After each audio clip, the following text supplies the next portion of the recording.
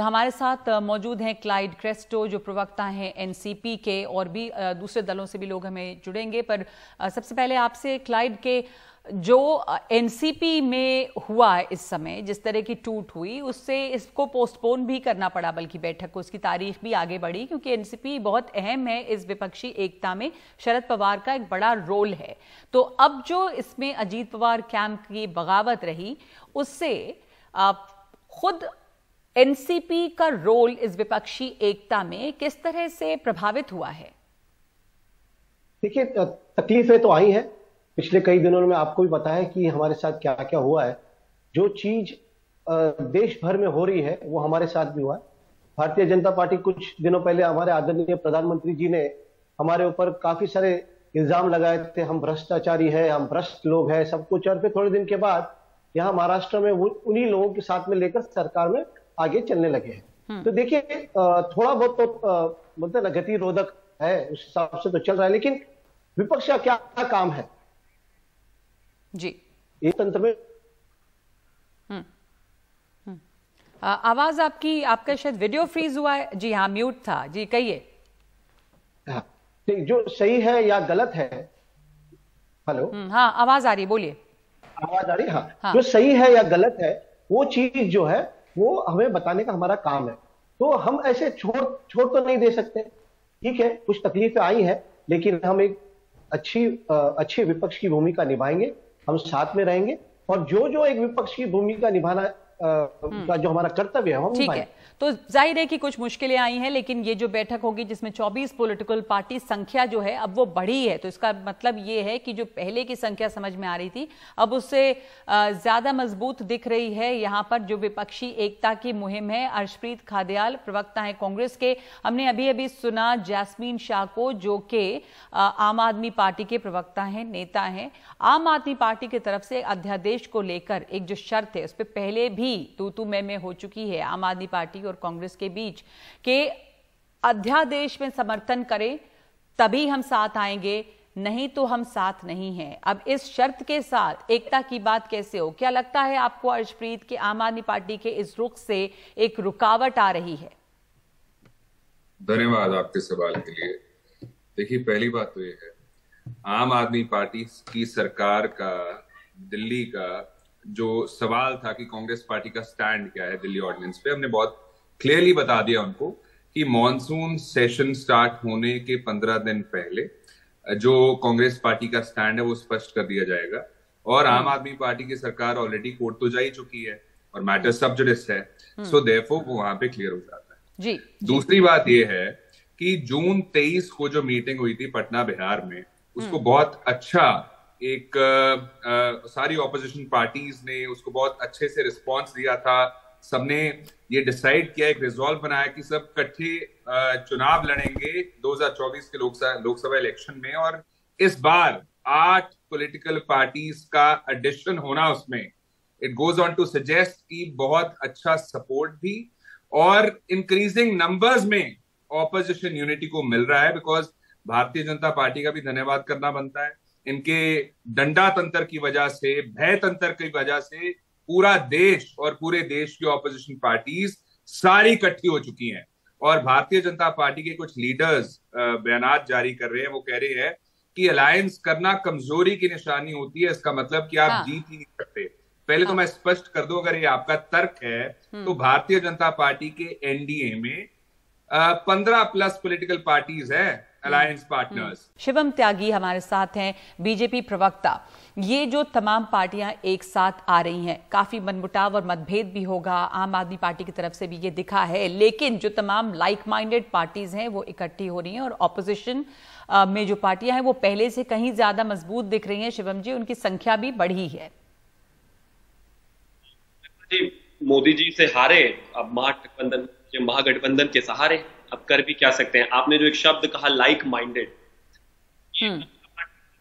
मतलब एनसीपी और शिवसेना, वैसे तो खैर दोनों ही नकली हैं क्योंकि असली तो भारतीय जनता पार्टी के साथ हैं, वो लाइक माइंडेड कैसे हो सकती हैं? या फिर शिवसेना या कांग्रेस लाइक माइंडेड कैसे हो सकती है? या फिर आरजेडी और जेडी लाइक माइंडेड कैसे हो सकती है? या फिर भारतीय, या फिर यहाँ कहिए उत्तर प्रदेश में जितने भी लोग हैं जितनी भी पार्टियां हैं सब एक दूसरे के खिलाफ लड़ लड़कर ही यहां तक पहुंचे हैं। आज जो उनका आधार है वो सिर्फ एक दूसरे के खिलाफ लड़कर ही है, और ज्यादातर पार्टियां एक दूसरे से लड़कर ही चुनाव जीतकर यहां तक पहुंचे, हारे या जीते हैं। तो इस समय उन सबको लग रहा है कि एक दूसरे से लड़के यहां तक पहुंचे, लेकिन इस समय साथ होकर लड़ना जरूरी है। तो क्लाइड क्रेस्टो इस पे कुछ कहना चाह रहे हैं, और आपकी आवाज नहीं आ रही है शिवम जी, इसलिए मैं आपको बीच में रोक रही हूं। आपकी आवाज कट कट के आ रही है, जब तक आप अपना ठीक कर लें वहां पे साउंड। क्लाइड, आप क्या कहना चाह रहे हैं? नगमा जी, मैं तो यही कहना चाहूंगा कि असली नकली की बात कर रहे थे। जैसे मैंने आपको पहले जिक्र किया था, मैंने बताया था कि प्रधानमंत्री जी खुद कुछ दिनों पहले हमें भ्रष्टाचारी, भ्रष्ट सब कुछ बता रहे थे, और ये बता रहे कि असली जो है वो नकली लोग जो रह गए, असली जो है जुड़ गए। इनके पास वो वॉशिंग मशीन है जो नकली लोगों को लेके जाकर वॉशिंग मशीन में साफ करके भ्रष्टाचारी, भ्रष्ट उनको साफ कर और वो असली बनाते थे। देखिए, ये सब बात कहने से कुछ होने वाला नहीं है। आपसे मैं ये बात स्पष्ट रूप से कहना चाहता हूं कि अगर बीजेपी सोचती है कि वो खुद सब कुछ कर सकती है तो वो इतना एनडीए बनकर क्यों चल रही है? छोड़ दीजिए अपने एनडीए के जो साथियों को, और खुद इनविंसिबल है ना, अपने आप को इनविंसिबल समझते हैं। शिवम जी, इनविंसिबल अगर समझती है बीजेपी अपने आप को, तो क्यों एनडीए, क्यों अलायंस है? अगर आपका साउंड ठीक हो गया हो तो जरा जवाब दे दें। नगमा जी, मेरा साउंड ठीक हो गया है नहीं, ये तो आप ही बताएंगे। आवाज सही से आ रही है? आ रही है, बिल्कुल, बोलिए। Thank you. देखिए, सबसे पहले तो एक चीज कि ये जो क्लाइड क्रेस्टो है या फिर अर्शप्रीत है, इनको ये चीज समझनी चाहिए, जिन लोगों को आज आप भ्रष्टाचारी बता रहे हैं उनको आपने अपने ही महागठबंधन का लीडर ऑफ अपोजिशन बनाया हुआ था भाई। तो कल हमने कभी भ्रष्टाचारी नहीं किया था, हम उनके लिए लड़ रहे थे मेरे भाई। सॉरी मैं आपको टोकरा, मैं मेरी आवाज खराब, माफ करिए आपको टोकरा, मैं खाली करेक्ट करना चाहता हूँ। आप जो इस बात को काट रहे हैं वो बात वो कह रहे हैं कि गलत है। उन्होंने भ्रष्टाचारी बताया नहीं था, भ्रष्टाचारी आपने बताया, और फिर अपनी पार्टी में उनको आपने शामिल भी कर लिया। आपको करेक्ट करने का मौका मिलेगा, इतना इजी क्यों है? मैं सिर्फ एक ही चीज कहना चाहता हूँ,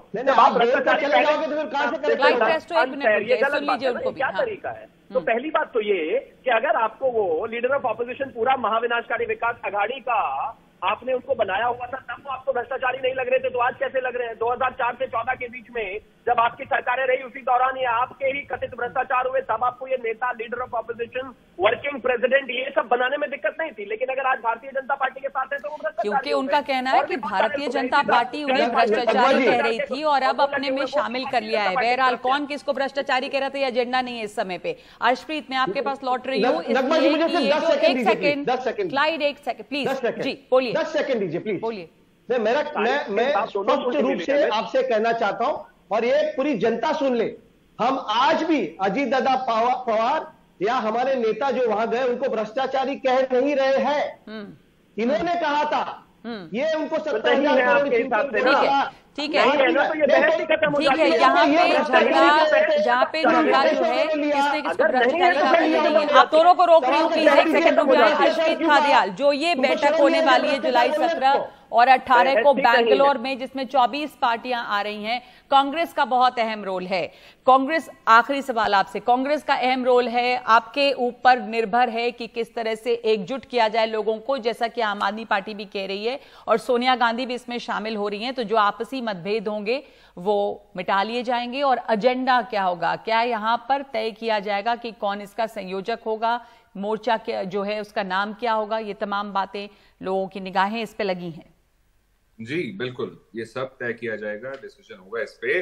और सबसे जरूरी और सबसे अहम बात जो यहाँ पे है, वो भारतीय जनता पार्टी के द्वारा जो तानाशाह रवैया अपनाया जा रहा है पिछले 9-10 सालों से जी, वो सबसे बड़ा मुद्दा है, और पूरे देश के लिए वो सबसे बड़ा मुद्दा है। जो झूठ का एक घर, हाउस ऑफ कार्ड्स खड़ा किया ना भारतीय जनता पार्टी ने, झूठे वादों के बेसिस पे, झूठ के बेसिस पे, वो गिरना शुरू हो चुका है। आप देखिए, भारतीय जनता पार्टी के प्रवक्ता कह रहे थे मोदी जी से हारे, गठबंधन के सहारे। अरे साहब, बीजेपी आ रही है, कर्नाटका में सरकार थी, वहां से बाहर हो गए, हिमाचल में सरकार थी, वहां से बाहर हो गए। अब बात यह है कि कहीं ना कहीं एक विपक्ष होना चाहिए, और विपक्ष जो है वो एकजुट होने की कोशिश कर रहा है, और विपक्ष का ये कहना है कि वो तमाम पार्टियां जो कम से कम कुछ कॉमन विचारधाराओं से जुड़ी है वो साथ आ रही हैं। और इसकी बैठक 17 और 18 तारीख को होने वाली है बैंगलोर में। आप तीनों का धन्यवाद।